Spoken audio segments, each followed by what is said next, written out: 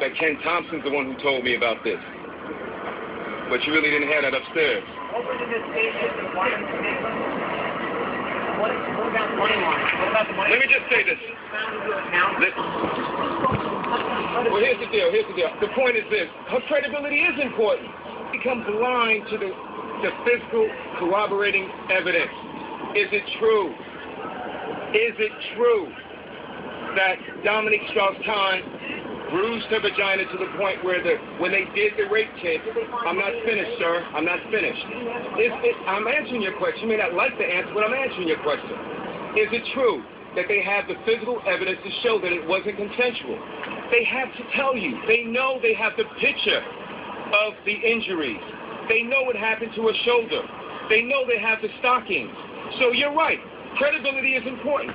He was in the room. She was in the room. But you cannot discount the powerful physical evidence that was left behind during that assault.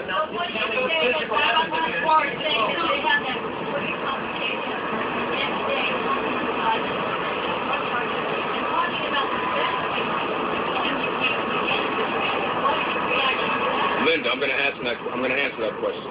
Here's the deal. The prosecutors told me yesterday. First of all, I've never heard that tape. I asked them to let me listen to the tape. I have not heard that tape. The first time I heard about that tape, Linda, was late last night.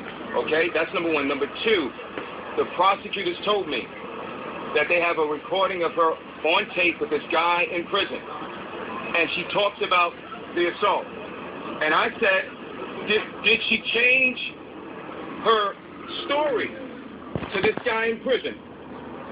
They told me no. She told this guy the same story she's been telling us from day one. Now, the victim did not know that the calls were recorded. I'm a former federal prosecutor. I know that. She did not know that. So when she was on the phone with this guy, who she did not know was a drug dealer, she told him about what happened in the room, and it was consistent with what she told the grand jury and what she told the prosecutors from day one. That's something they should have told you.